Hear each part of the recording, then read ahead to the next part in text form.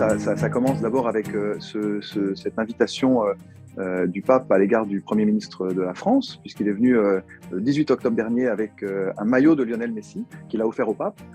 Il y a quelques jours, nous sommes allés avec plusieurs athlètes français en pèlerinage à Rome. Et à l'occasion de ce pèlerinage, le pape a écrit un petit mot à Lionel Messi, une bénédiction sur un maillot que je lui ai remis dimanche au moment du match entre Paris Saint-Germain et Reims. J'avais prévenu les dirigeants du club que j'avais ce maillot et que j'étais tout prêt à remettre à Lionel Messi. Du coup, ils m'ont invité au match. Et ensuite, nous sommes descendus dans la zone des joueurs. Là, Lionel Messi est arrivé, très timide, très discret, très réservé, comme il l'est toujours, très touché aussi par ce qui se passait. Je lui ai remis le maillot. Et puis je lui ai dit, je lui ai demandé si c'était important pour lui et s'il voulait qu'on vive cette bénédiction que le pape lui avait accordée de manière réelle, quoi, vraiment comme un temps de prière. Donc on a pris un temps de prière tous les deux, un temps de bénédiction. Et ensuite a surgi avec beaucoup de joie et de simplicité Neymar, je pense qu'ils sont assez proches tous les deux, et qui a voulu aussi d'une certaine manière participer à ce moment. Donc c'était à la fois très simple, très profond, et très beau, j'ai trouvé. Voilà, c'est un homme qui était très respectueux, qui était presque plus intimidé que moi, Lionel Messi. Donc voilà comment ça s'est passé concernant cette remise de maillot. Il faut dire aussi que c'est le premier maillot officiel de l'État du Vatican. Donc il y a une dimension historique. Le pape signe le premier maillot officiel et le remet au meilleur joueur du monde. Je pense que c'est aussi un beau témoignage pour tous les jeunes qui font du foot, de se dire on peut avoir la foi, on peut vivre sa foi et être footballeur.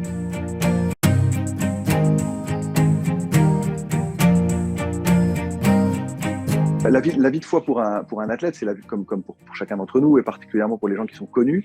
D'abord, ça dépend de chacun. Le plus important, c'est la relation à Jésus, la relation au Christ, leur pratique, leur vie de prière. C'est ça qui est le plus important. Et ça, c'est le secret de chacun. On ne peut pas juger de la foi de quelqu'un. En revanche, il y en a certains qui l'expriment, soit à travers des interviews, soit à travers des gestes, comme le signe de croix qu'ils font en rentrant sur le terrain. Moi, je trouve ça très respectable de se dire, ça leur appartient. Certains disent c'est de la superstition. Moi, j'ai envie de croire que c'est vraiment une façon de remettre leur vie sportive, de leur vie professionnelle entre les mains du Seigneur, de confier les acteurs qui sont sur le terrain, les athlètes, de confier le match et de se dire, je suis sous la protection du Seigneur. C'est cette protection et cette relation qui est la plus importante.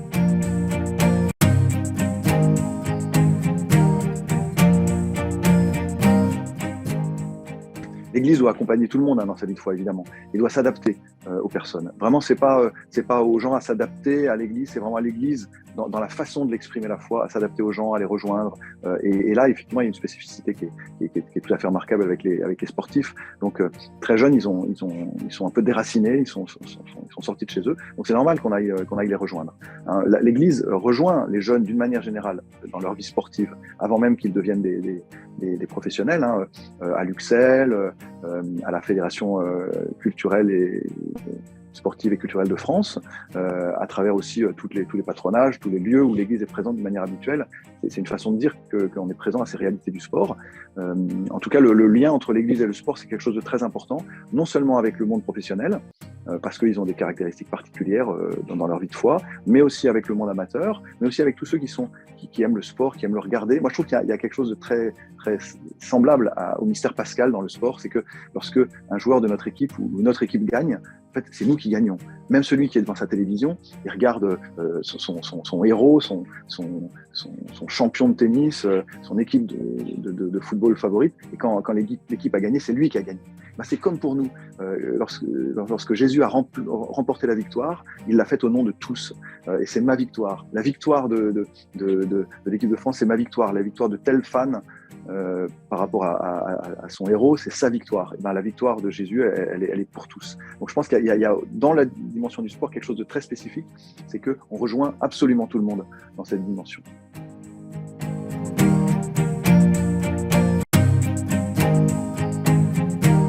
Il y a toujours eu un lien entre l'Église et le sport qui se manifeste en particulier aux Jeux Olympiques.